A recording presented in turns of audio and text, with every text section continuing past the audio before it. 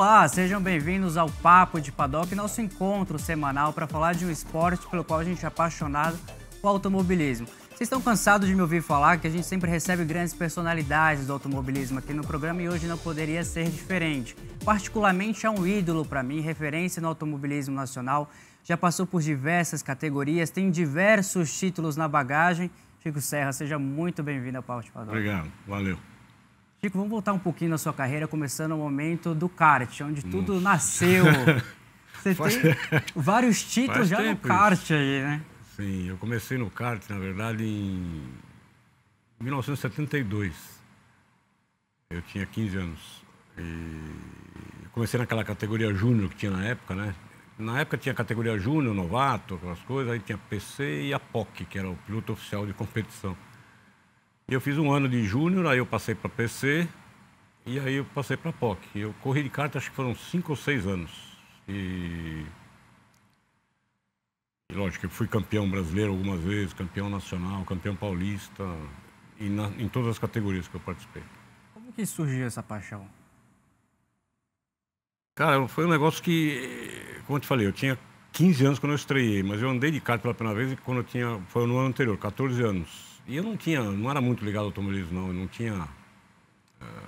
mas eu tenho uma irmã mais velha, Maria Elisa, e ela na época namorava o Teleco. Ela tinha um amigo, depois namorou com ele o Teleco, que ele era um piloto de kart e de automóvel. E aí onde ele foi treinar de kart, tudo, e eu fui junto, mas foi assim de bobeira, não, nem fazia muita questão nem nada. Só que aí depois que acabou o evento lá, tudo, ele falou, pô, dá uma volta aí, vê o que você acha, não sei o quê. Foi essa voltinha que eu dei que... Realmente, isso foi em 71, isso aí, no fim de 71. Aí na semana seguinte, acho que eu já dei um jeito para arranjar um kart, já fui andar, tudo, e eu comecei a correr em 72. Muito rápido, né? Não, foi muito assim...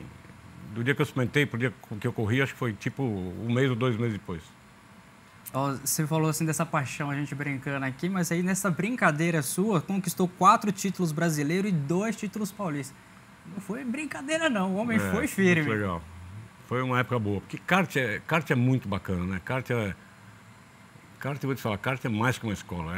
Sem dúvida nenhuma, eu acho que todo piloto que tem a possibilidade de começar em kart tem que começar, porque dá uma estrutura muito legal. Não é só questão de pilotar, mas é questão de saber você te ensina a trabalhar com uma equipe, você a ter feeling, né? Ter sentimento do carro, das reações, todas essas coisas, que do kart é muito parecido com Fórmula, com monoposto. Então, eu acho que é mais do que necessário, cara. Um bom kartista vai ser sempre um bom piloto de automóvel, com certeza absoluta. E como que foi o apoio familiar? Porque todo mundo espera ser um advogado, assim, piloto é muito diferente, né? Não, eu era muito moleque, né? Eu tinha 14 anos na época. E na verdade eu tive um super apoio de casa. Minha mãe sempre me apoiou muito. A minha mãe, inclusive, logo depois que eu comecei, minha mãe foi minha empresária, na verdade. Ela que me arranjou os patrocinadores, tudo. Quando eventualmente eu precisei de patrocinadores, essas coisas, foi sempre a minha mãe que cuidou da minha carreira. E ela fazia a tua assessoria de imprensa também, um trabalho fazia assessoria fantástico. de imprensa também, tudo, né? Essa comunicação fora do Brasil e no Brasil, né? Aí foi uma outra época, né? Que era um negócio totalmente diferente. Quer dizer, ela não só participou da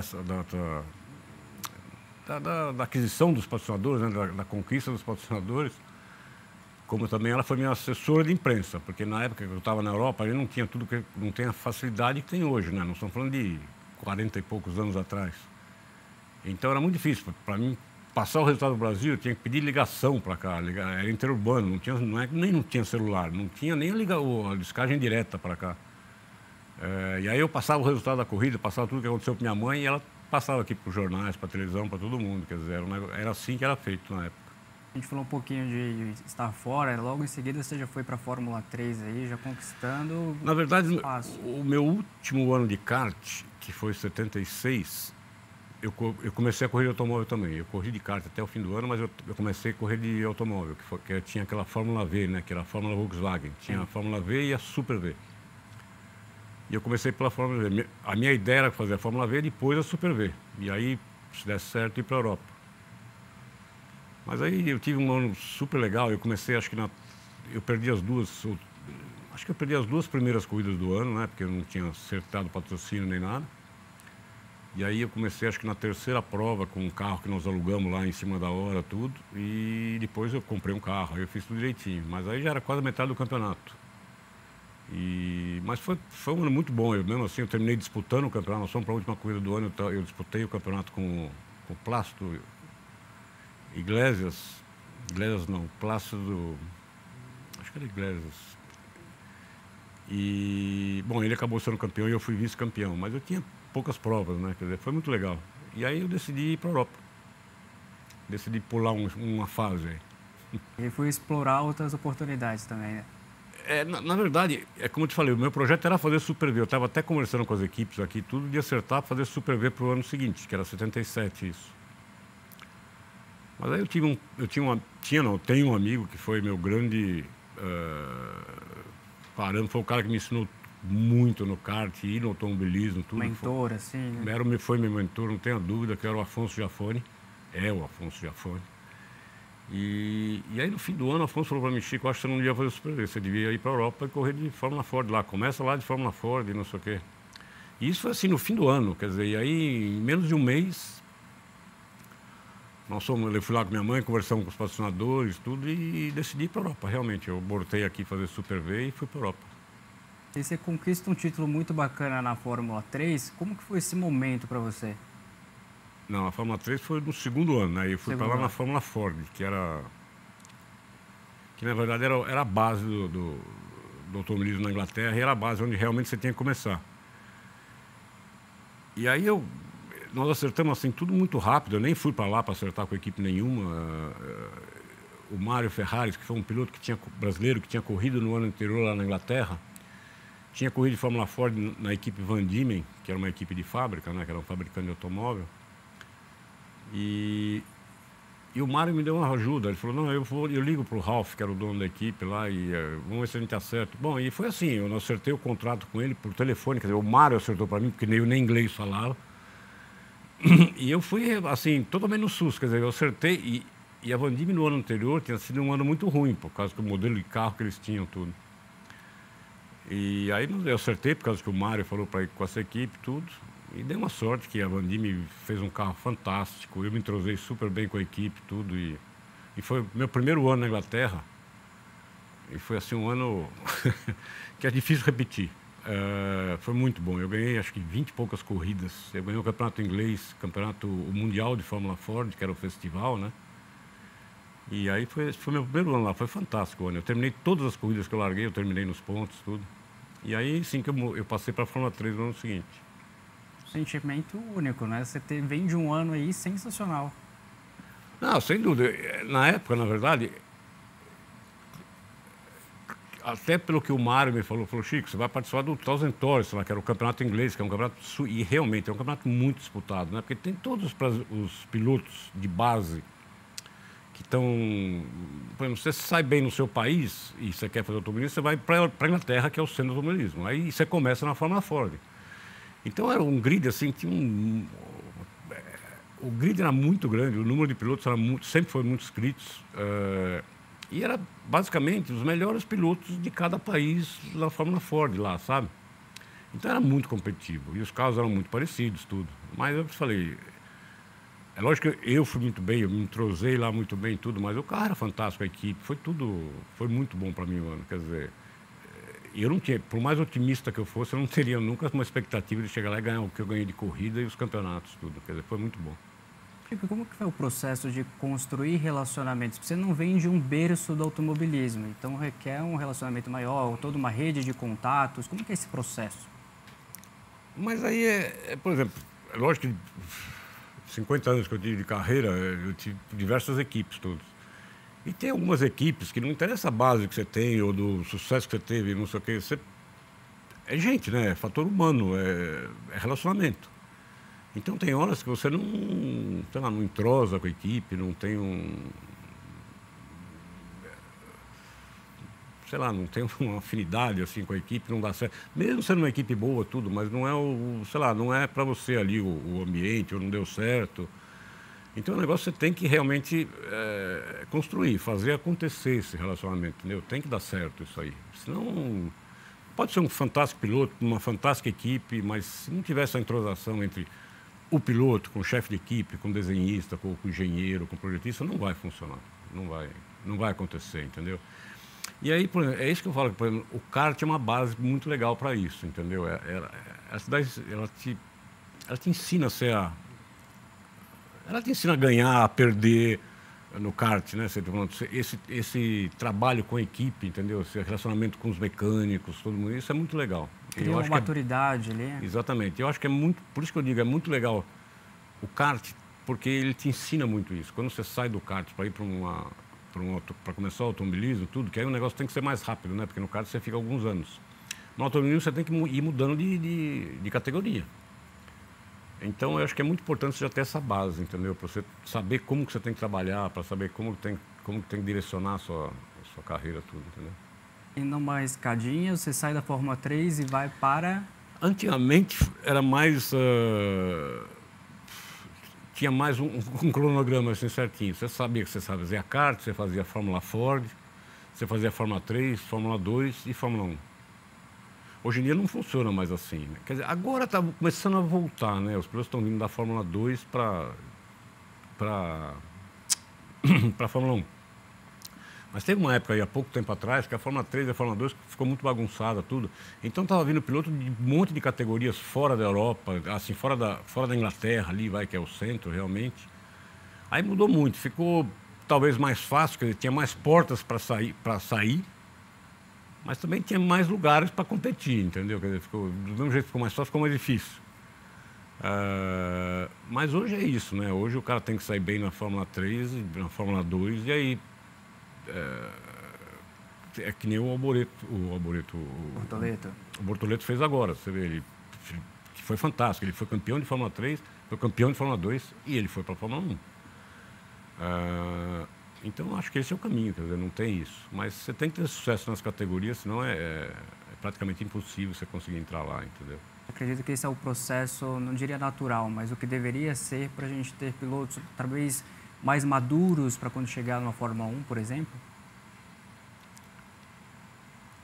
Lógico que o automobilismo de base ajuda muito, né? Por exemplo, o que acontece aqui no Brasil, vamos supor, nós temos muito poucos brasileiros hoje lá fora. E o brasileiro hoje, o piloto brasileiro hoje, porque antigamente quando você começava a correr de kart ou de Fórmula qualquer aqui no Brasil, você já teve Fórmula Ford aqui no Brasil muito forte, você já teve a Fórmula V, Super V muito forte aqui no Brasil, depois teve a Fórmula Renault, mas tudo isso não deu continuidade, entendeu? Então, monoposto aqui no Brasil é muito difícil. Agora nós temos a F4, né, que está no mesmo programa da Stock lá junto, e é uma base isso aí, é muito válido isso. Porque a base tem que ajudar muito o piloto. Não dá para o cara simplesmente falar, eu vou para a Europa, vou correr. Ele tem que ter uma base aqui. Não adianta ele falar, mas eu tenho dinheiro, eu tenho patrocínio. Não, ele tem que chegar lá pronto já de alguma coisa, entendeu? Com alguma experiência, algum sucesso antes. E é o kart que ajuda, mas depois tem que ter as categorias de base do automobilismo. E isso no Brasil ainda continua muito fraco, eu acho, muito fraco. Tanto que os pilotos hoje, quando começam, quando saem do kart, essas coisas, eles já têm uma opção que é correr. Ou ele está alvejando chegar na Stock Car no Brasil, que é uma categoria super consolidada, ou está pensando até correr de alguma coisa de protótipo, turismo lá fora na Europa, entendeu? Que antes não tinha, qualquer piloto não pensava, não era uma opção isso. O cara queria correr de Fórmula 1. Hoje, por causa da dificuldade, por causa de tudo, você já sabe que você tem um outro caminho, ou você tem um outro... Ou vai para o automobilismo americano, que é um outro negócio totalmente diferente, né, tudo, né? O que você acha que falta para o Brasil impulsionar mais pilotos?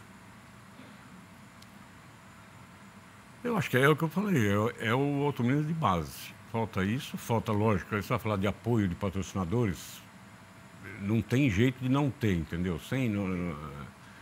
Automobilismo é caro. Qualquer esporte é caro, mas o automobilismo é muito caro. Quer dizer, você sempre vai ter que ter um apoio muito grande. Você conseguir arranjar os patrocínios para fazer isso lá.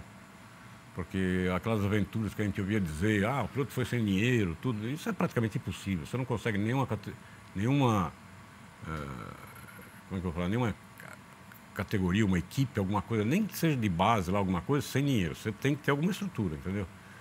Porque você está competindo sempre com os melhores pilotos de cada país, entendeu? Quando você vai para a Europa, quando você vai para a Inglaterra, você vai disputar uma vaga numa equipe lá, é com o melhor piloto da Colômbia, o melhor piloto dos Estados Unidos ou de algum outro, entendeu? Daquela categoria. Então é difícil o negócio. Não é que o automobilismo de base é fácil. Não, o automobilismo de base é muito difícil. Porque, é lógico, são pilotos com pouca experiência, mas você também tem pouca experiência. Você é um deles. E você está competindo com pilotos do mesmo nível ali, pilotos que também saíram muito bem no país dele, tudo, entendeu? Então é muito competitivo. Muito. E às vezes as pessoas têm uma interpretação errada achando que a categoria de base não é tão importante, né? Não tem jeito de não ser importante, né? Você só vai conseguir subir e ter só vão conseguir te enxergar alguma coisa se você estiver em algum lugar lá, se você estiver tendo sucesso em categoria de base.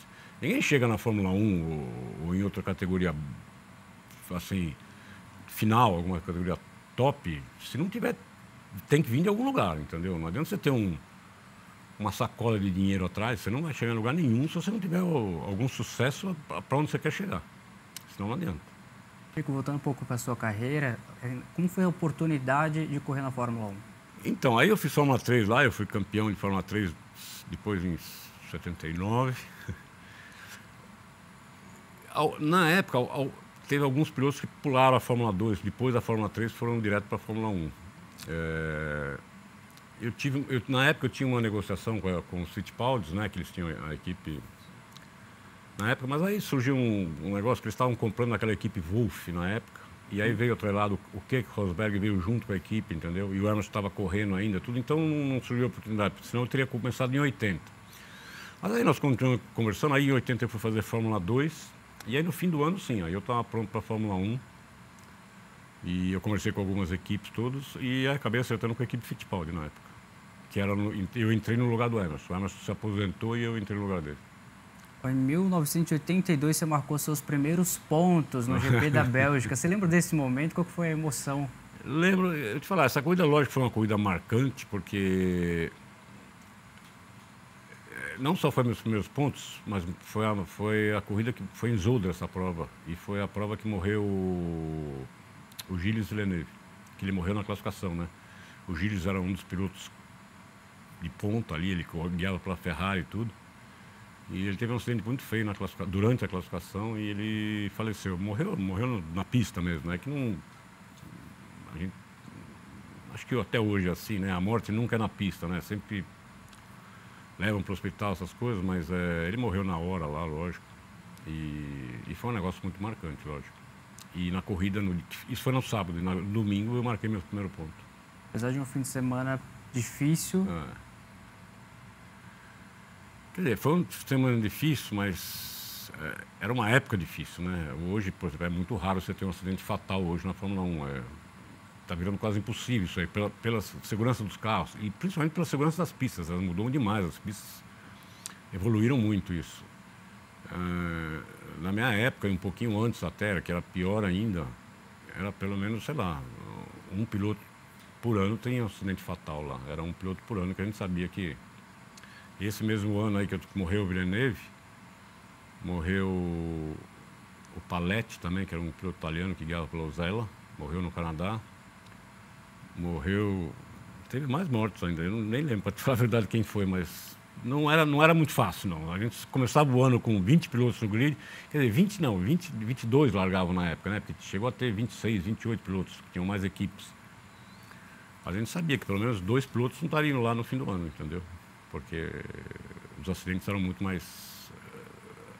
apesar do carro ser menos veloz do que é um carro hoje, né?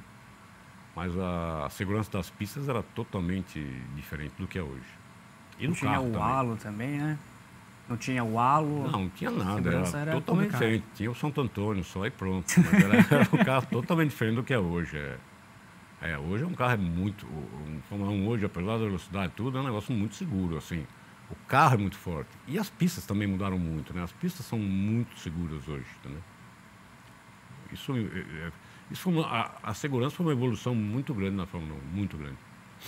Chico, em retrospecto, um dia você está ali no kart por uma diversão, uma brincadeira.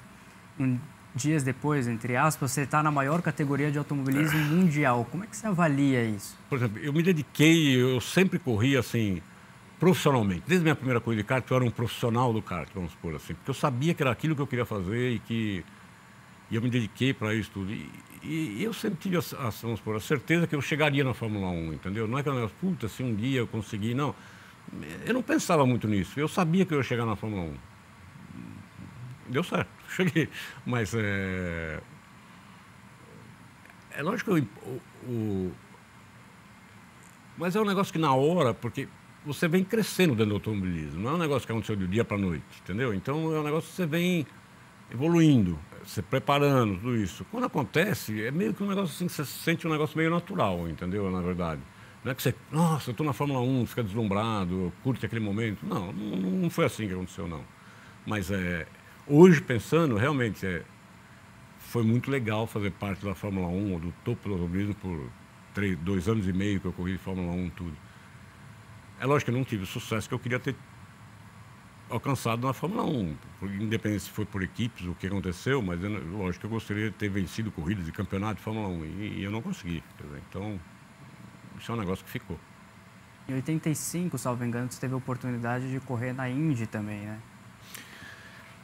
Na verdade, eu nunca quis, né? Eu nunca pensei em correr nos Estados Unidos ou na Indy, entendeu?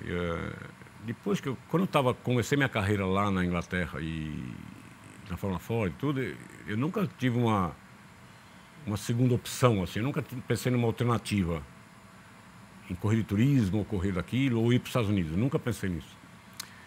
Mas aí, no último ano, quando eu fiquei lá, quando eu voltei para o Brasil em 84, em 83 foi meu último ano de Fórmula 1.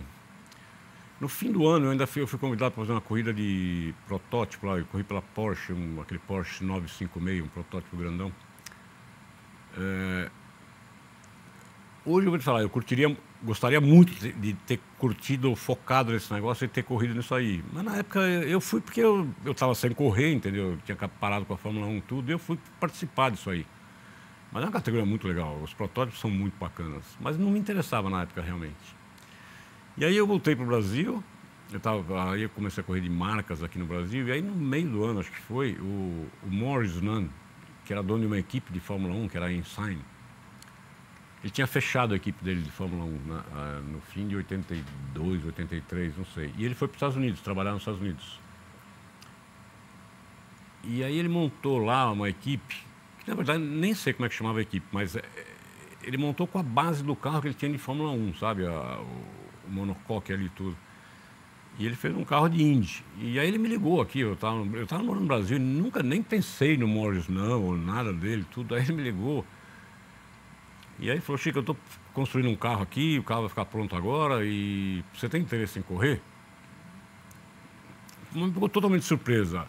Aí ele falou, olha, se você topar, a corrida era em Portland, nós vamos correr em Portland, mas se você topar, a gente vai para Laguna Seca agora, a gente passa uma semana lá treinando com o carro, tudo, que o carro vai ser novo, zero, e depois nós vamos para Portland.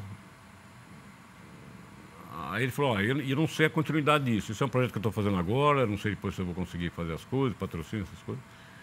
Eu falei, então vamos. Aí eu embarquei na semana seguinte, fui lá para os Estados Unidos, e realmente foi assim. Aí nós passamos, acho que uns 4 dias treinando lá em Laguna, né? E nós fomos super bem nos treinos lá, sabe? Porque alguns meses antes teve a prova de Fórmula Indy lá.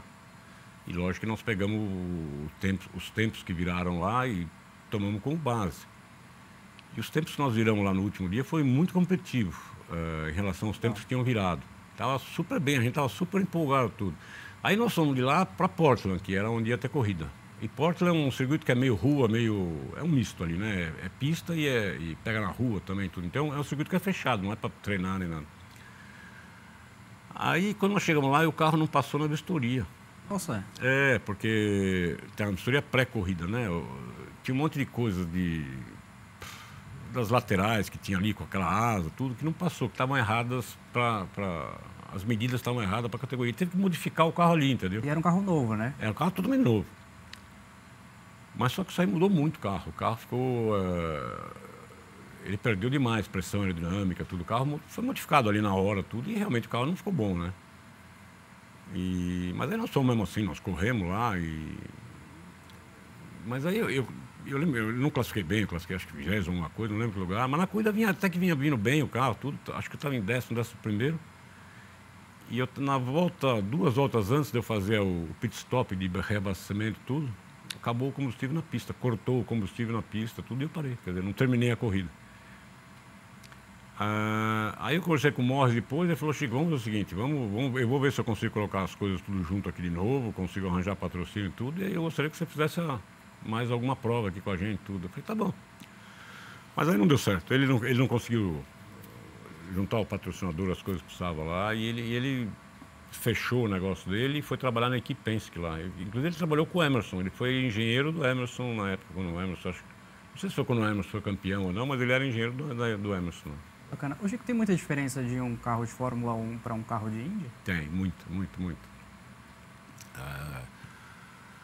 Apesar de você ver essas velocidades, né, que atingem os carros de Fórmula Indy, né, quando ele corre em Indianápolis, quando dá média de 370, nem sei como é que é hoje, mas 360, 370 por hora, de média, o Fórmula 1 é muito mais rápido, entendeu? O Fórmula 1 como é que eu vou te falar? Nada se compara ao Fórmula 1, entendeu? Em termos de automobilismo, nada. Outro nível, assim. É outra coisa. O que existe de melhor no automobilismo, mas melhor o quê? Se falar, o melhor engenheiro do mundo do automobilismo, ele está na Fórmula 1. O melhor construtor, ele está na Fórmula 1. O melhor... Tudo que existe melhor no automobilismo está na Fórmula 1. A Fórmula 1 é o topo do topo, realmente. Um carro de Fórmula 1 é, assim, uma obra-prima, aquilo lá, sabe? Aquele carro que funciona, que dá tudo certo, aquilo lá... Então, por exemplo, quando você vê principalmente, vamos supor, se você pegar há anos atrás, aí, quando o Schumacher, aquela época do Schumacher com a Ferrari, lá, os últimos 4 anos que ele embocou, acho que 5, foram 5 campeonatos seguidos, né, que ele ganhou com a Ferrari. E que aí você conversava com um monte de gente e falava: nem assisto Fórmula 1 mais, não tem graça, só vê o Schumacher, não sei o quê. Para quem gosta de automobilismo mesmo, por exemplo, se você olhasse uma classificação daquela lá, do Schumacher fazendo a pole, quer dizer, para quem gosta de automobilismo, é muito legal, porque você está vendo assim, o que de melhor existe no automobilismo era aquilo lá, era aquela volta, entendeu? Era a Ferrari, que era o melhor carro, com o Schumacher, que era o melhor piloto na época, e era um negócio legal você ver uma volta daquela, era um negócio fantástico, entendeu? Então, mesmo quando tem esse domínio, assim, que nem teve, para quem gosta, não acho que fica um negócio sem graça, porque você sabe que o cara está extraindo o máximo e ele está competindo com os melhores. Também esqueci de falar, por exemplo, os melhores pilotos do mundo de automobilismo estão na Fórmula 1. Entendeu? Os melhores, tudo que existe melhor no automobilismo está na Fórmula 1. Então, a Fórmula 1 é indiscutível, o topo do automobilismo, é disparado o carro mais rápido que tem, entendeu? Não é a maior velocidade, porque não anda em linha reta só, né? Mas se você, eu não sei, eu vou chutar um número qualquer, mas se você colocar Fórmula 1 e Fórmula Indy no mesmo circuito, em 10 voltas, a Fórmula 1 põe volta no Fórmula Indy. Entendeu? É muito grande a diferença, é muito grande. Discrepante totalmente ali, né? É muito rápido. Chico, você tem uma carreira muito legal fora, com vários sucessos, uma bagagem assim absurda de bacana, assim, inspiração para diversos outros pilotos. O que te motivou a voltar para o Brasil e investir no automobilismo nacional? Então, é o que eu te falei. Depois que eu cheguei, quando eu estava lá e quando eu fui para a Fórmula 1, tive sucesso. Quando eu cheguei no Fórmula 1, corri de Fórmula 1, quando parou para mim a Fórmula 1, quando eu não consegui dar continuidade na Fórmula 1, é o que eu falei, eu realmente não pensava em outra categoria, entendeu? Eu poderia ter pensado em trabalhar, em fazer alguma coisa em marcas lá, ou de protótipo, ou ir para os Estados Unidos ter uma carreira lá, mas realmente não me interessava nada disso aí, entendeu? Porque eu achava tudo tão longe da Fórmula 1, que eu não tinha interesse em fazer. Talvez se eu tivesse optado para ir fazer outra coisa, provavelmente eu estaria contando uma outra história para você agora. Provavelmente eu teria até curtido muito mais. Mas não foi o que aconteceu. Então eu voltei para o Brasil. E na época aqui no Brasil, 84 foi isso. Estava estava entrando no segundo ano de um campeonato brasileiro de marcas que tinha, que as montadoras estavam participando. Estava bem legal esse campeonato. E foi uma oportunidade boa, porque eu assinei um contrato grande com a Fiat de 3 anos, tudo, quer dizer, então deu uma base aqui para mim começar a correr de volta no Brasil, entendeu? Foi legal, mas para mim foram só, acho que 3 anos, porque foi os 3 anos que depois o campeonato começou a diminuir, e aí eu comecei a correr de Stock Car, essas coisas, aí mudei muito. Foi para Stock Car, tricampeão da Stock Car, não é pouca coisa, assim, ó. Não, por exemplo, em termos de automobilismo no Brasil, sem dúvida a Stock foi perguntar qualquer coisa de corrida para mim hoje, fala alguma coisa, eu sempre lembro da Stock Car, entendeu? A Stock Car não que foi a última coisa que eu fiz, mas foi a categoria que eu passei mais tempo, né? Todas as outras categorias de base, você corre 1 ano, 2 anos e vai embora para a seguinte. A Fórmula 1 eu corri 2 anos e meio, quer dizer... Então, para mim, a minha categoria, você fala, com qual você se identifica mais, tudo, para mim é Stock Car, não tenho dúvida. Eu fiquei muito tempo na Stock Car, né? Eu tive 2 fases. Eu comecei em acho que 86, corri até 90. Aí 91 e até 92, acho que foi até 95, eu corri de Fórmula... Tinha uma Fórmula Copa Fiat, de Uno, Turbo, essas coisas, eu corri isso aí. E aí em 96, que foi, eu voltei de correr de Stock Car e corri até 2006. Foram mais 10 anos de Stock Car, entendeu? Era uma categoria relativamente nova, né? Oi? Era uma categoria relativamente nova, né? Como não, essa decisão não. A Stock começou em... Eu estava na Europa nessa época. A Stock começou em 79, se não me engano. Entendeu? E eu fui correr na Stock Car em 86 só. Ela começou em 79, isso aí. 79 eu comecei em 86. Como é que foi essa decisão sua de apostar nessa categoria? Porque a Stock, por exemplo, em 86, quando eu comecei, ela já tinha uma categoria de 7, 8 anos, que ela era já a categoria do Brasil, entendeu? Ela era a categoria máxima aqui que tinha de automobilismo no Brasil. Os pilotos, grandes pilotos já estavam lá, os pilotos consagrados já, pilotos que já tinham voltado da Europa, todas essas coisas estavam correndo lá. Então era a categoria que eu queria participar mesmo. Tito, desculpa.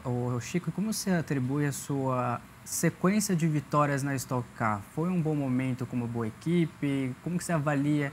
Você foi na sequência, né? Foi. Eu fui campeão em 99, 2000 e 2001. Então, mas por exemplo, se você pegar esses 3 campeonatos que eu ganhei 3 campeonatos com 3 carros diferentes. Em 99, era um Ômega 6 cilindros. Em 2000, aí virou o chassi tubular, né? Que tinha uma bolha de fibra de vidro em cima, que era o Vectra. Mas era o mesmo motor 6 cilindros, mas o carro era um outro carro totalmente diferente. E em 2001 era esse carro, esse chassi, né, tubular, com motor V8. Quer dizer, foram 3 campeonatos com carros totalmente diferentes. Mas isso, eu estava numa equipe fantástica, que era a equipe WB, que era a equipe do Washington Bezerra. E isso, acho que para mim foi o mais significativo daquilo que eu comecei a falar aqui, que é o entrosamento da equipe, com o piloto com a equipe, entendeu? O Washington era o chefe da equipe, era o dono da equipe, o chefe da equipe, e o Anésio Hernandes era o preparador do motor, tudo. E eu me entrosei muito bem com eles, quer dizer... Nossa, mas logo de cara, eu estava correndo na equipe já o Paulão, né? O Paulo Gomes, que já era o piloto da equipe, tudo, Mas a gente ia para a pista treinar toda hora, acho que isso ajudou muito a crescer rápido esse relacionamento. E tanto a parte deles, como a dedicação deles, tudo isso aí, e a gente funcionava muito bem. Eu saía para treinar, independente do tempo que eu virasse, mesmo que fosse um tempo bom, mas eu não estava contente com o carro, mas eu parava, quando eu começava a conversar com o Washington, já sentia qual era o problema, o que eu estava vendo, a gente já mexia no carro de um jeito super direcionado, sabe? Foi uma conexão bacana ali. Foi exatamente, foi um trabalho muito bem feito. Não, vamos supor... E eu tive isso, vamos supor, na Fórmula Ford, na Inglaterra, quando eu cheguei lá com a equipe, com o Ralph Firman, que era o dono da equipe lá, tudo, sabe? Com o meu mecânico, não era nem meus, era meu mecânico, tinha um mecânico no carro só. E esse entrosamento é o que faz esse sucesso acontecer também, entendeu? É lógico que eu tinha um carro bom, o carro era bom, entendeu? Não é você pegar um carro ruim, estamos dando sobre ele, não é isso. Não é questão de se dar bem ou não, é questão de realmente conseguir trabalhar junto, entendeu? E acho que e é o que eu te falo, onde eu mais senti isso foi na Stock Car com o Washington, entendeu? O meu entrosamento com o Washington foi fantástico, a gente se dava super bem. Eu não sou um cara fácil eu fico muito nervoso muito fácil, eu me estouro muito fácil, eu brigo muito fácil. E o Washington é muito mais estourado que eu, muito mais nervoso que eu, muito mais difícil. Quer dizer, você está falando de 2 pessoas difíceis, mas conseguiam trabalhar durante anos super bem junto. De vez em quando a gente brigava, mas brigava assim, profissionalmente, do negócio ali, sabe? Para fazer funcionar, né? Exatamente, para fazer funcionar, mas foi muito legal. E como que era pilotar um Ômega? Uma curiosidade. É difícil explicar como é pilotar um carro. Por exemplo, é que nem quando me perguntam de vez em quando, mas o Fórmula 1 hoje é tudo automatizado, é tudo diferente, é muito mais fácil do que a sua época.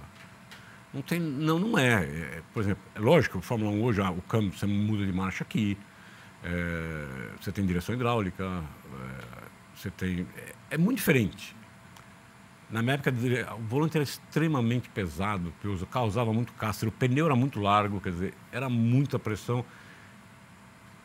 O câmbio era manual, você trocava de marcha, você terminava aqui uma corrida aqui e ficava praticamente carne viva, de raspar do lado, né? Porque o carro é muito apertado. Mas era mais difícil? Talvez fisicamente fosse mais difícil. Exigia A gente mais, nesse aspecto.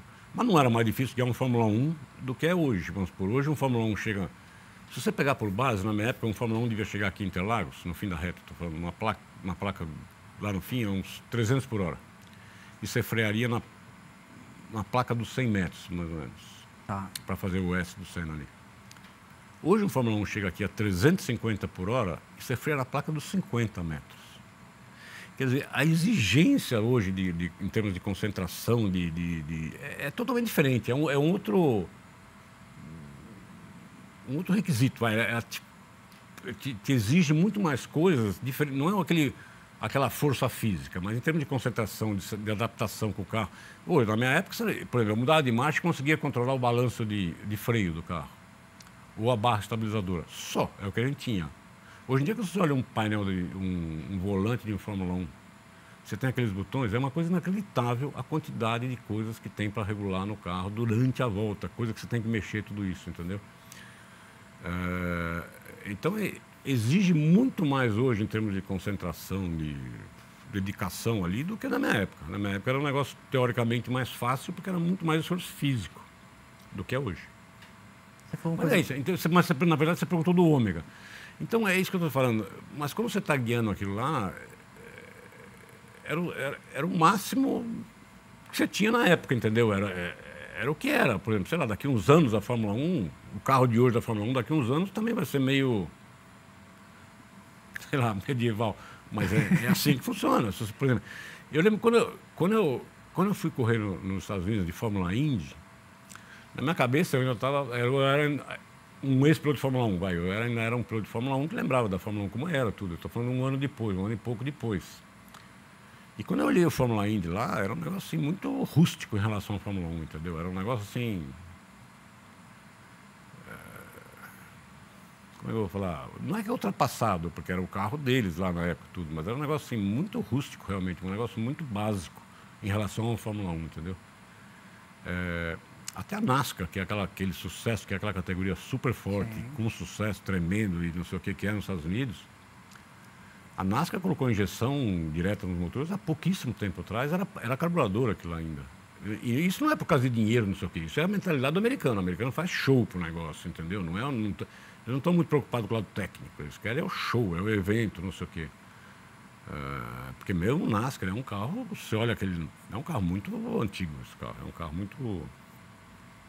Não vou falar ultrapassado, porque é uma palavra, né, que não dá para criticar uma categoria dessa, mas é um negócio que não tem nada a ver. Atual para a categoria naquele momento, né? Exatamente. O que eles enxergam como evoluído. Exatamente.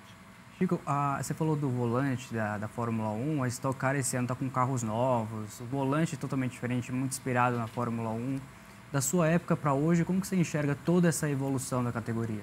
Se você falasse para mim, ano passado, nós estamos pensando em mudar o Stock Car para um motor assim, eu falei, pô, não vai fazer isso, não é legal, não sei o quê, porque a gente tinha um motor V8, né, e é um negócio nostálgico, aquele barulhão, aquele não sei o quê, são 500 cavalos, não sei o quê. Mas, por exemplo, hoje, eu tive numa primeira corrida que foi agora, teve muitos problemas, lógico, porque carro novo, a categoria é absolutamente tudo é novo lá, acho que tem usa roda e pneu do ano anterior, só, não tem mais nada do carro. É um carro totalmente diferente. E é um carro que é um 4 cilindros, acho que é em torno de 500 cavalos tem lá, e já virou muito mais rápido que o estoque virava, né? Quer dizer, é uma evolução que, por exemplo, e vai virar muito mais rápido ainda, quer dizer, é uma evolução que eu não vou falar se é necessário ou não, mas é uma atualização que talvez seja necessária. é uma evolução muito grande que foi feita e uma mudança muito grande, quer dizer, eu acho que o pessoal lá está de parabéns realmente pelo que eles fizeram, por esse carro novo e também pela coragem de ter mudado tudo isso, entendeu? Porque a Stock é um sucesso. Se continuasse aquele mesmo modelo do ano passado, tudo seria o sucesso que já era, entendeu? E eles modificaram tudo lá, eles realmente evoluíram muito a categoria nisso aí. Eu acho que é uma evolução muito grande. É lógico que teve alguns problemas, por causa que eu te falei, o carro teve muito pouco treino na mão das equipes que estão atuando, né? Eles receberam o carro praticamente muito pouco tempo antes da prova. E eles vão realmente funcionar o carro, tudo lá no evento, né? Então teve muito problema, mas eu acho que isso aí faz parte. Chico, você foi amigo de um dos maiores nomes do automobilismo brasileiro, Ayrton Senna.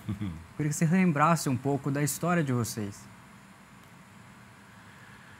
Cara, isso faz tempo também, né?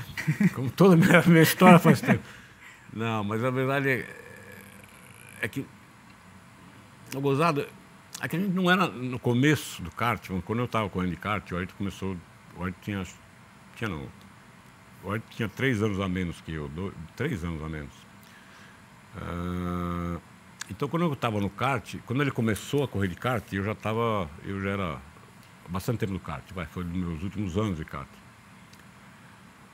E ele começou na categoria de bairro, começou júnior, aí ele passou para PC, que eu falei, e aí para POC, que é a categoria que eu corria. Só que ele nunca chegamos a correr junto, né? Porque quando ele mudou para POC, que foi em 77, foi quando eu parei, né? Eu fui para a Europa, entendeu? Então nós fizemos só uma corrida junto, que foi uma final do ano, uma comemorativa que tinha lá tudo. Mas, por exemplo, nós tivemos uma rivalidade grande no kart, sem correr um com o outro, entendeu? Porque foi um negócio gozado, vamos supor. Eu era o cara que estava ganhando de kart, então eu era a estrelinha do kart ali. E o Ayrton era um cara que, desde o dia que ele começou, cara, ele tinha um estilo muito diferente de guiar, sabe? Ele tinha um estilo arrojado, de colocar o cara de lado. Um negócio que na época ninguém guiava desse jeito. Ele foi um cara que chamou muita atenção logo de cara. Então, ele de repente, ele virou uma estrela também, mas sem chegar na categoria máxima, entendeu? Então, criou um negócio assim entre nós, uma rivalidade absolutamente de graça. Não tinha nada, a gente nunca correu junto, nem nada. E foi assim. E aí, quando ele entrou para minha categoria, eu fui embora para a Europa e ele não tinha relacionamento disso. E aí, eu lembro que, quando eu estava em Fórmula 2, foi em 1980, né? Eu tive puta sucesso na Fórmula Ford, que eu falei, aí na Fórmula 3 também ganhei o campeonato. Quando eu cheguei na Fórmula 2, foi um ano ruim para mim, sabe? Foi um ano difícil. Eu estava tendo muito problema com a equipe, eu briguei com a equipe lá e estava tendo muito problema. E eu recebi uma carta do Ayrton, cara. A gente não tinha relacionamento nenhum mesmo, eu recebi uma carta do Ayrton, me dando uma força, assim, falando que, porra, para mim tocar para mim continuar, porque ele sabia, e eu também sabia o quanto bom eu era, que não sei o que lá, mas dando uma força, assim, sabe? Eu achei muito legal aquilo lá. E ficou nisso mesmo. Isso foi no meio do ano. Aí no fim do ano, aí eu acertei minha ida para a Fórmula 1, tudo. E aí quando eu estive aqui no Brasil, que eu voltei para passar o Natal, tudo, o Ayrton me procurou. E falou que estava pensando em ir para a Inglaterra, estava pensando em correr lá. E aí eu fiz com ele o que o Mário fez comigo, assim, pô, eu falei, não, eu te arranjo uma equipe lá, não sei o quê. E eu, lógico, pensei no Ralf, na equipe que eu corri, pô, e ele foi comigo, foi fantástico, né? E o Ralf sempre brincava comigo, assim, na época que eu estava correndo, depois, nós ficamos muito amigos, né? Ele falava, Chico, o que você fez aqui no primeiro ano, nunca ninguém fez e ninguém vai fazer isso aí, porque realmente coincidiu tudo de dar certo, sabe? A quantidade de corrida que você ganhou, tudo. Eu falei, Ralf, tem um cara no Brasil que você vier para cá e eu acho que ele faz, cara. Ele falou, quem é? Eu falei, não, ele corre de kart, você não conhece, não sei o que lá. E eu estava pensando no Ayrton. E Ayrton é uma palavra difícil para falar em inglês, né? O nome Ayrton. Aí ele chamava ele de Quickman. Quando é que o Quickman vem? Eu sempre me perguntava, sempre que ele estava junto, quando que o Quickman vem? Eu falei, não sei, nem sei se ele vem, não sei o quê. E aí um dia o Ayrton me procurou, e aí eu liguei pro Ralf, falei, Ralf, o Quickman está pensando em ir, pô, então traz ele aqui, não sei o quê. E aí o Ayrton foi para lá, e aí ele foi para minha casa e nós fomos encontrar o Ralf lá em Atleburo, que é onde tinha a fábrica da Van Diemen, né? Aí nós fomos lá para jantar com o Ralf. Fomos num hotel que tinha lá, o Griffin. E foi muito legal isso aí, lembrando que outro dia, eu até contei isso aí outro dia, que tava eu, o Ralf e o Ayrton. E, na verdade, eu fiz tudo isso aí essa ligação de um com o outro, deu uma força lá, tudo. Eu não estava nem pensando muito em ajudar o Ayrton, não. Eu estava fazendo mais pelo Ralf, entendeu? Porque eu e o Ralf criamos uma amizade tão grande lá, sabe? E eu estou falando de 81, 80, que era isso aí, e eu tinha ido para lá em 77, né? E eu corri só em 77 com o Ralf, entendeu? E depois nós ficamos amigos, né, meu? Eu sempre ia nas corridas de Fórmula Ford para assistir, Legal, sabe? é um vínculo, né? Então, eu estava fazendo isso aí mais pelo Ralf, porque eu sabia que se o Ayrton corresse lá, o Ralf, eles iam ganhar a corrida, iam sair super bem tudo. Então, aí nós fomos lá para jantar, para conhecer um outro, conhecer o outro, tudo. Aí começaram a conversar de negócio, e o Ayrton não falava inglês na época. Então, eu fiquei de tradutor, de intérprete também. E era gozado que o Ralf falava assim para mim. Ele falou, Chico, fala para ele que... lógico, eu não lembro dos números, sim, tá? claro. Ele falou, fala para ele que nós vamos fazer 15 corridas esse ano. Aí eu falava para ele, ó, 15 corridas você vai fazer. Aí eu falava para ele, não, 15 corridas é pouco, eu quero fazer mais, eu quero fazer pelo menos 20. Aí eu falava para o Ralf, ele falou que quer fazer 20 corridas. Aí o Ralf pensava um pouquinho e falou, tá bom, pode falar para ele que a gente vai fazer 20 corridas. Aí, ó, nesse pacote vai estar incluso, tipo, 20 treinos extras. Aí eu falava, ó, vai estar 20 treinos extras. Aí eu virava para ele, não, pouca coisa, eu quero treinar pelo menos umas 30 vezes. Aí eu contava para ele, o Ralf pensava um pouquinho e falou, tá bom, vamos fazer 30 treinos. E assim foi a conversa. Tudo que o Ralf falava, eu pedia mais. Queria mais, queria menos, não sei. Aí o Ralf falou, ó, então vai custar esse pacote aí, sei lá quanto que vai custar. Na época, eu não lembro de valores, né? Mas eram outros valores absurdos, assim, em relação a hoje, né? Sim. Aí falou, ó, fala para ele que vai custar 15 mil libras. Aí falou, ó, vai custar esse pacote todo aí com todas as coisas a 15 mil libras. Falei, eu não tenho esse dinheiro. Fala para ele que eu consigo pagar 10 mil. Aí eu falei para ele. Aí o Ayrton levantou e falou, eu preciso ir no banheiro. Aí o Ayrton levantou e foi no banheiro. Aí o Ralf olhou para mim e falou, Chico, o que esse cara pensa que ele é? Who in the hell he think he is? Ele falou para mim. Aí eu falei, calma, Ralf, ele é o Quickman, que eu te falei, não sei o quê. E eu falei isso agora porque realmente o Ralf falou desse jeito. Quem que ele pensa que ele é para estar exigindo? Ele não tinha corrido de automóvel ainda, né? E o Ralf depois, muito tempo depois, já com o Ayrton ganhando lá, tudo, aí um dia a gente tá jantando, eu e o Ralf, tudo, e o Ralf fez o comentário disso aí, né? Que ele falou, você lembra que eu falei para você, quem que ele pensa que ele é? E ele falou, ele provavelmente já sabia, né, o que ele é, o potencial dele. Mas foi isso a conversa. Aí o Ayrton realmente acertou com o Ralf lá e teve um ano fantástico, ganhou tudo na Fórmula Ford, aí ganhou na Super Ford, bom, aí já a história que todo mundo já sabe, né? Virou Ayrton Senna. A gente falava nos bastidores aqui sobre o sobrenome dele, que ele usava o da Silva, e foi você que sugeriu que ele usasse Senna. Uma história muito legal. Isso aí foi quando ele... porque aí o Ayrton fez Fórmula Ford, depois o Ayrton voltou para o Brasil no fim do ano, que ele... Não sei qual foi o motivo, ele falou que ia parar de correr, porque o pai estava precisando da ajuda dele aqui, não sei o quê. Aí ele ficou uns 3 meses parado, mas aí ele voltou para a Inglaterra, porque ele deveria ter ido para a Fórmula 3 já, mas aí não conseguiu equipe, não deu tempo, ele foi lá para fazer a Super Ford, que chamava. E aí ele ganhou tudo, e aí no fim do ano que ele acertou para a Fórmula 3. E aí na véspera da corrida dele, na semana da corrida, da estreia dele na Fórmula 3, ele estava em casa, a gente estava lá, ele estava hospedado em casa, aí ele falou, vamos na equipe lá, que era o Dick Bennett, a equipe dele. Era um cara que eu já tinha trabalhado com ele antes, na equipe do Ron lá. Aí ele falou, não é que eu preciso fazer o banco do carro, não sei o que, não sei o que lá. Aí eu fui com ele, era perto da minha casa, eu fui com ele até lá. E aí, quando ele está experimentando o banco, o carro já estava pintado com os patrocinadores dele, falando na 3, que acho que era Banerjee, não lembro dele, acho que era isso. Aí eu tô olhando e no cockpit aqui do lado, assim, tava o A. Silva, da Silva, né? A. da Silva, acho que era isso que estava escrito. Aí eu olhei e falei, brinquei para ele. E o Ayrton até então era o Ayrton Senna da Silva, o Ayrton da Silva, né? Que era o jeito que saía lá as coisas, né? Aí eu tava olhando o negócio, e aí eu brinquei, virei para ele e falei assim...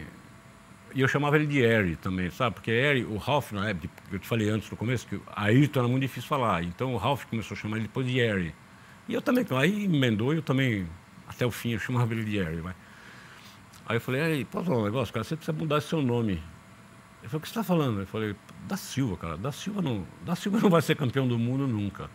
Você não pode imaginar campeão do mundo de Fórmula 1 A da Silva não vai ser campeão do mundo. Aí ele riu, falou, ah, nem saco, não sei o que, não sei o que lá, e ficou por isso mesmo. Aí acabou de fazer o banco, não sei o que, e nós fomos embora. Aí fomos na minha casa, não sei o que, aí ele pegou o carro, foi para casa dele, não sei o que. Isso era o começo de semana. E aí no fim de semana ia ter a estreia dele na Fórmula 3, que era em Truxton.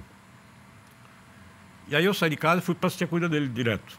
Era perto, eu fui lá assistir a corrida dele. Aí quando eu cheguei na pista, o carro do lado, no nome, estava escrito A Senna. E aí ele mudou. E nós nunca, na verdade, nunca conversamos sobre isso. Daquele dia lá, ele mudou o nome dele para Senna. Mas aí o Milton, que era o pai dele, o Milton, um dia, eu cruzei com o Milton aqui, nem lembro qual era o evento, tudo. E o Milton, entre aspas, lógico, brincando, meio que me deu uma bronca, porque ele ficou bravo que eu tirei o nome dele, né? Porque o da Silva é o nome do pai, entendeu? E o Senna era o nome da mãe, entendeu? Ficou o nome e do aí meio, virou, né? exatamente, e aí virou Ayrton Senna, né? E aí ele entre aspas, me deu uma bronca, na brincadeira, lógico, não teve nada. Foi isso. Chico, que momento que teve essa virada de chave? Que você brincou contando que vocês eram rivais ali no kart e em dado momento vocês se tornam amigos de fato. Quando é que houve essa mudança? Assim, de falar amigo mesmo, foi...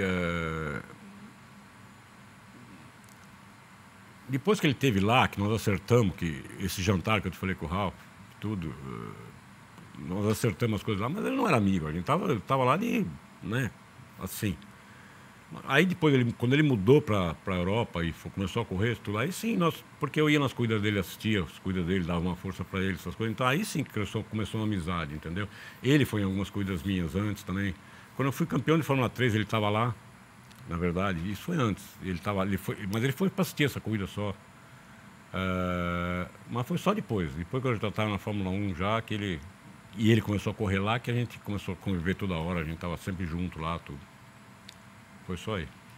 E como que foi pra E você depois, ver campeão? aí tudo bem, aí virou uma amizade grande, porque depois eu voltei para o Brasil e aí ele virou o Ayrton Senna, né? Aí ele virou campeão, todas essas coisas. Aí sempre que ele estava aqui, ele dava um pulo em casa, a gente se encontrava sempre, a gente ia... A gente... na véspera que eu digo, na semana anterior ao Ayrton, até o acidente dele lá, nós fomos comer uma pizza. Ele estava aqui e eu tinha uma loja na Avenida Europa, uma loja de automóvel na Avenida Europa.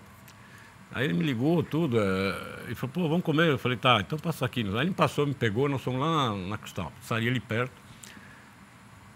Eu tô contando esse fato porque teve um negócio gozado.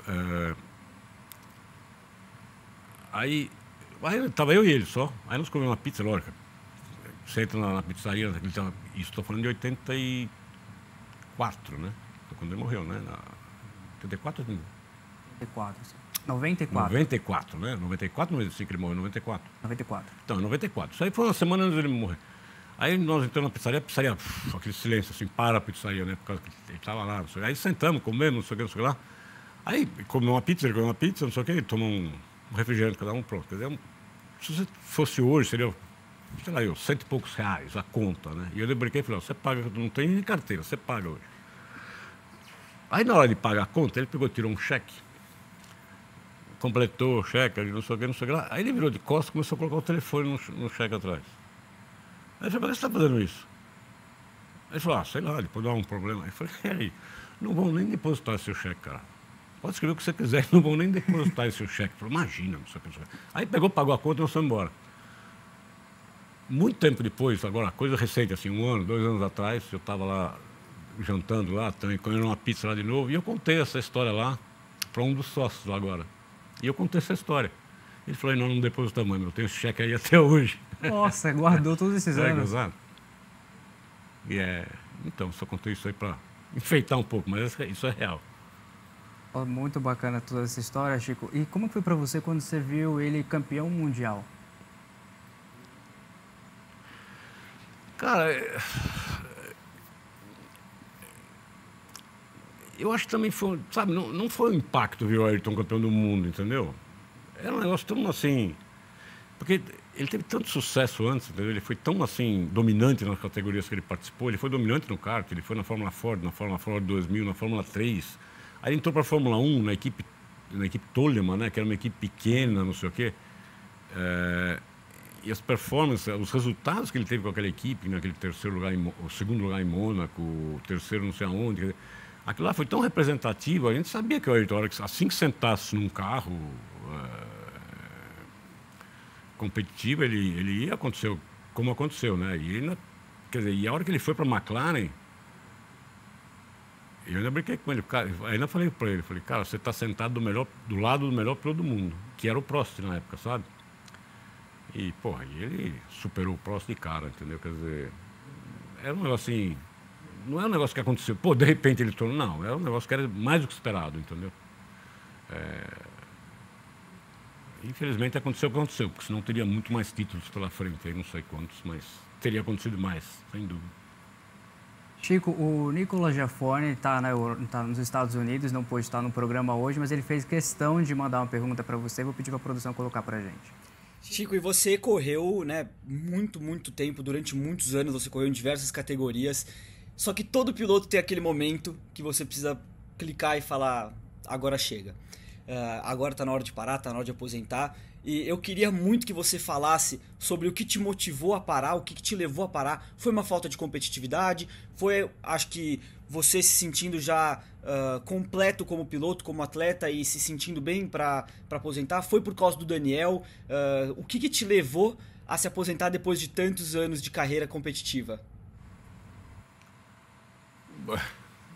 Uma boa pergunta, Nicolas, mas eu vou te falar, pelo menos para mim, eu acho que não teve um momento assim, falou, já atingi tudo que eu queria. Não teve isso, não tem uma concretização assim, de falar, não, já consegui tudo que eu poderia conquistar. Não existe. Você sempre pode conquistar mais, você sempre pode querer mais. Quando eu parei, vamos supor, eu já não... É que é duro a gente aceitar isso na época, né? Que eu já não estava mais competitivo, entendeu? Não é... E é um negócio assim, não é um negócio nítido para você. É nítido por causa dos resultados, mas você não tem esse sentimento. O que eu estou fazendo de errado? Eu não estava com medo de guiar o carro, eu não estava com medo de frear mais tarde, eu não estava sentindo nenhum problema, entendeu? Mas, de algum jeito, você perde competitividade, você fica mais lento, você perde... Não sei, eu realmente não sei te explicar o que é. Se eu fosse falar hoje, vamos supor... A única coisa que eu perdi é aquele espírito de competição. Isso cansa realmente. Foram muitos anos você está competindo, entendeu? Que nem hoje, falar, pô, você tem vontade de guiar, de correr? Não tenho a menor vontade de correr hoje. Não tenho a menor vontade de competir, de correr. Mas se eu tenho saudades de guiar um carro, tenho. Eu tenho vontade de treinar, eu tenho vontade de ir para a pista, isso aí tudo eu morro de vontade ainda, eu tenho vontade. Agora, em termos de competir, de correr, não tenho mais vontade. Então, eu acho que... eu gostaria de ter corrido mais, assim, mas eu não estava mais competitivo no fim, entendeu? É um negócio que passou. Eu parei porque, por exemplo, eu cheguei a correr... O meu último ano de estoque foi o primeiro ano do Daniel, do meu filho de estoque, entendeu? Em equipes separadas, tudo a gente estava, né? Não estava na mesma equipe, tudo. Mas eu gostaria de ter corrido mais tempo na mesma categoria junto com ele, entendeu? Mas aí acabou, aí não deu mais e pronto. Não teve um ponto assim. Não essa imagem aí, ó, eu e o Daniel, isso aí, na verdade, foi depois que eu tinha parado. Já, eu não lembro que ano que foi isso. Mas foi uma corrida em Goiânia, que é a corrida que a Stock Car fazia em dupla. Sim. E aí eu corri com o Daniel. O Daniel estava na equipe Red Bull aí, eu fui lá, mas eu era como convidado, fui correr com ele. Eu cheguei com o maior aprendizado que você teve do automobilismo que você carrega para a vida, pessoal.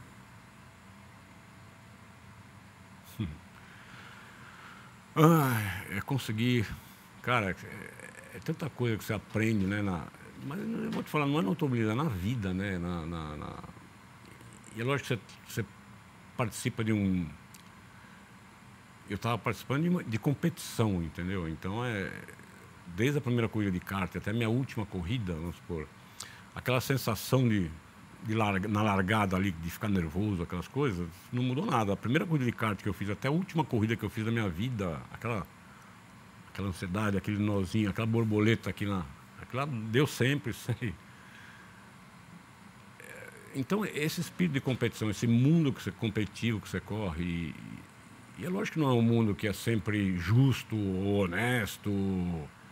A competição não é um negócio que todos os seus concorrentes, ou todo mundo que está lá são concorrentes leais, ou na pista ou fora da pista, entendeu? Então, você aprende muito, porque, por exemplo, você pega qualquer piloto que já existiu até hoje, você pega o Schumacher com os números absurdos que ele teve, ou pega o Hamilton agora com esses números absurdos também que ele tem, o Hamilton já perdeu mais do que ele ganhou. O Schumacher também perdeu mais do que ele ganhou. O Hamilton tem um número absurdo de 106 vitórias na Fórmula 1. É um número, assim... É mais do que fantástico isso, né? É um número absurdo. Só que ele já largou, acho que 300 vezes. Quer dizer, então ele perdeu 170 e poucas vezes, sei lá, entendeu? 190. E isso faz... Não vou te falar que... Não é questão que te ajuda. Te ajuda depois que você se aposentou. Te ajuda na vida, né? Talvez você tomar tanta pancada assim, por mais que você tenha sucesso, por mais que você seja um vencedor, você lidar com a derrota, quando você perde, porque derrota é um negócio é um nome tão derrotado, forte, né? Tão forte, que eu não gosto nem de falar. Mas quando você lidar com isso, você perder uma corrida, você não sei o quê, eu acho sem dúvida isso aí é um negócio que fica para você, e é um negócio que você vai aprender durante a sua vida inteira, porque em qualquer coisa que você faça, a vida é assim, né? Tem grandes momentos bons, coisas boas, mas também tem o lado das coisas que dão errado, das coisas ruins, ou das coisas que talvez nem criadas por você, nem tenham consequência das suas atitudes, mas que aconteceram, entendeu? E é lógico que o automobilismo te ajuda muito a isso, e até porque você passa de um estágio para o outro, né? Depois que você vem uma vitória, ou vem uma corrida ruim ou um problema, mas você volta a vencer, e assim é a vida, entendeu? Então, acho que o aprendizado para a vida é isso. Tem os momentos bons e vão ter os momentos ruins também, entendeu? Tudo... Alguém falou uma vez para mim, tudo passa, né? Na vida, tudo passa. Passa os momentos bons, mas felizmente passa os momentos ruins também, entendeu? Eu acho que é isso. Se você pudesse voltar no tempo e mudar alguma coisa na sua carreira, tem algo que você mudaria ou você manteria exatamente igual? Tem, não. Cara, eu sempre falo isso, na verdade. Quando eu vejo alguém, esportista, ou sei lá quem for, estou falando, uma pessoa bem sucedida, qualquer pessoa que fala para mim, quando eu vejo alguém dar uma entrevista e fala assim, pô, se eu pudesse voltar atrás, não mudaria nada na minha vida. Eu acho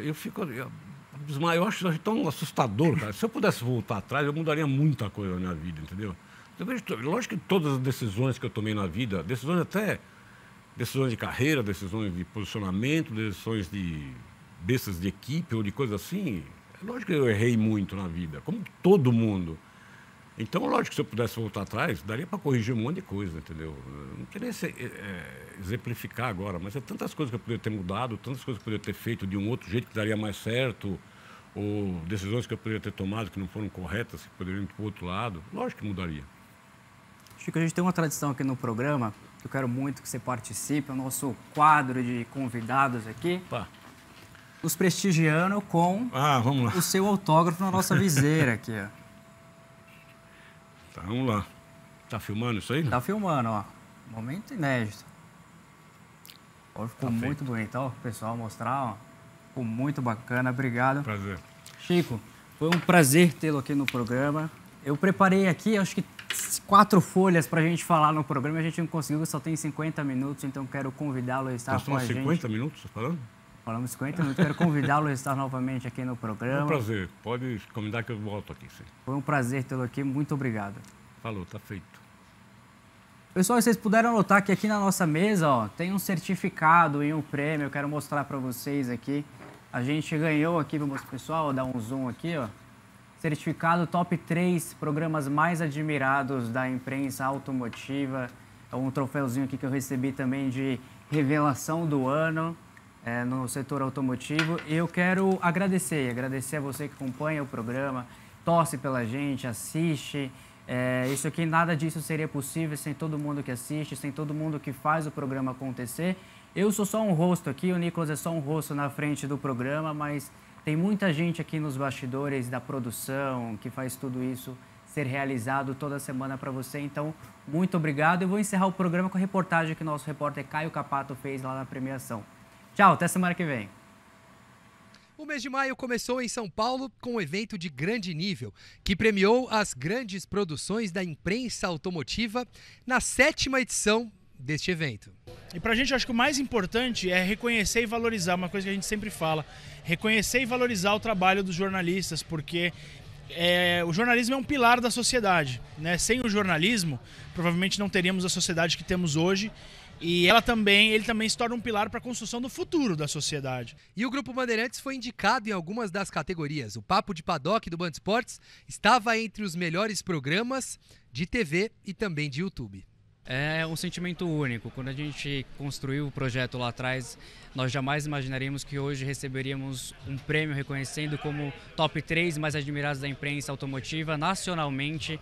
É um projeto que ele nasceu em um formato e ele vem se adaptando com o tempo, trazendo uma linguagem diferente, tentando aproximar o público do piloto, do engenheiro, trazendo o bastidor das corridas, trazendo o bastidor do automobilismo, que muitas vezes quem é apaixonado pelo automobilismo, os fãs de automobilismo não conhecem. E ainda teve espaço para o Band Esportes ser lembrado em uma premiação inédita, de jornalista revelação. Alexandre Spitzer, apresentador do Papo de Paddock, foi o indicado. Olha, você vai me tirar uma curiosidade que eu acho que ninguém sabe, mas eu ia ser padre. Eu estava num processo para ser padre, tinha já feito vocacional e tudo, mas eu entendi que não era ali o meu caminho e eu fui buscar alguma coisa que eu me identificasse. E a comunicação foi algo que me atraiu bastante. E eu enxerguei no automobilismo uma paixão já muito antiga que eu nunca tinha percebido que estava em mim. Premiações que são estímulo ao bom jornalista e também possibilidade de que todos se reúnam em uma noite histórica. Na verdade, assim, esse evento, o prêmio em si, ele é como se fosse uma desculpa para a gente conseguir reunir todos esses nomes importantes do jornalismo, seja da imprensa automotiva, seja do agronegócio, que o Grupo Bandeirantes também aí tem larga participação ali, com os canais Terra Viva, AgroMais e tal. Então, assim, acaba que esse prêmio é a desculpa para reunir esses jornalistas. E como ainda mais os jornalistas que estão aqui, que foram eleitos hoje, e os veículos de comunicação também, eles são eleitos pelos próprios jornalistas e pelos profissionais de comunicação, então torna esse prêmio mais relevante ainda, porque quem vota em você, quem vota nos jornalistas são os próprios pares ali, as fontes, né? Então as pessoas que convivem no dia a dia com os jornalistas.